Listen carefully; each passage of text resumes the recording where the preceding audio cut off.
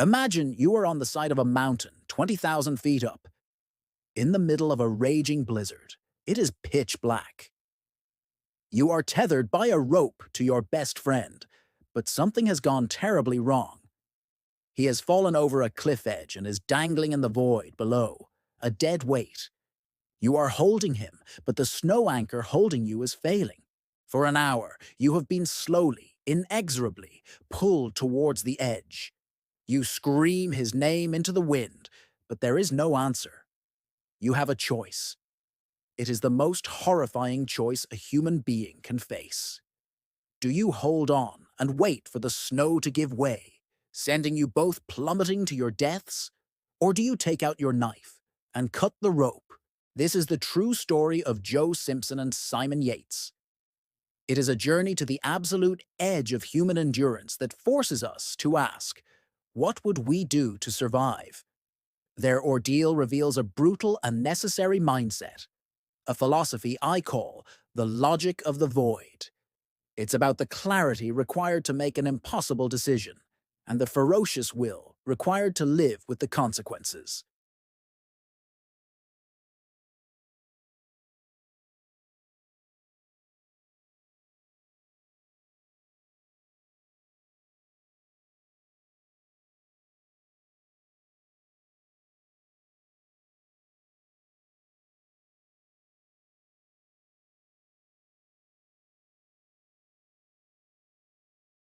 In an incredible act of friendship, he began the near impossible task of lowering Joe 3,000 feet down the mountain, one rope length at a time in a blinding storm.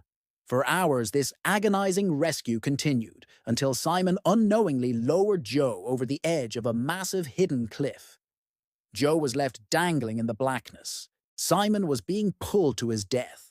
He held on for over an hour, the rope burning his hands, screaming into the void. As the writer Theodore Roosevelt said, in any moment of decision, the worst thing you can do is nothing. Simon had to do something. He made the choice.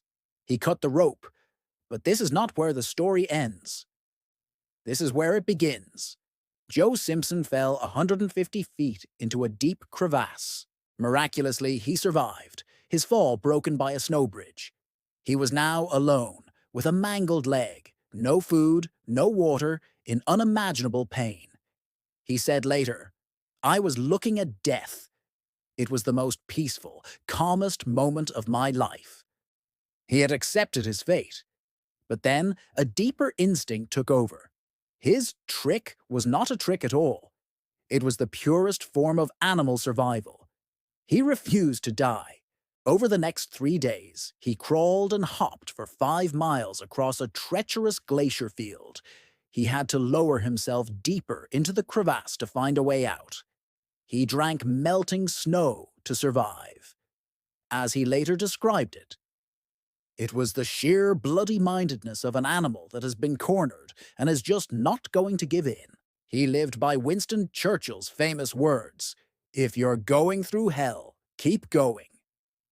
He arrived back at their base camp, a ghost, hours before Simon was due to leave, consumed by grief and guilt. What can we possibly learn from such a harrowing ordeal? First, in a true crisis, brutal logic must prevail. Simon Yates's decision was horrifying, but it was logical. He chose one certain death over two.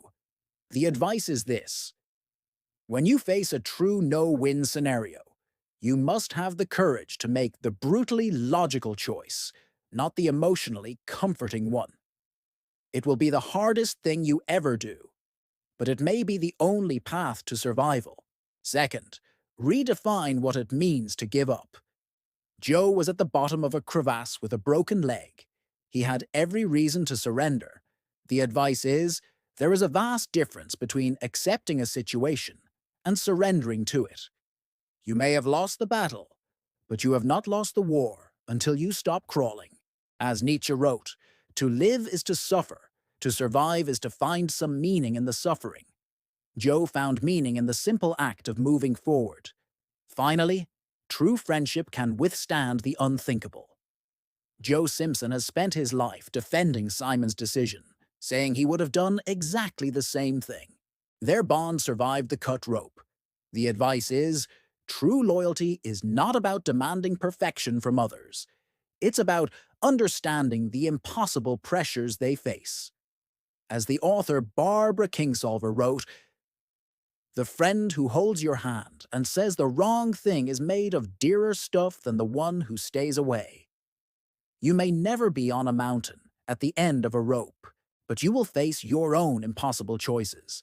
You will face your own crevasses of despair. The story of Touching the Void teaches us that even when you have been cut loose, even when you have been left for dead in the darkness, the ferocious, bloody-minded animal, will to live, can be the one thing that leads you back into the sun,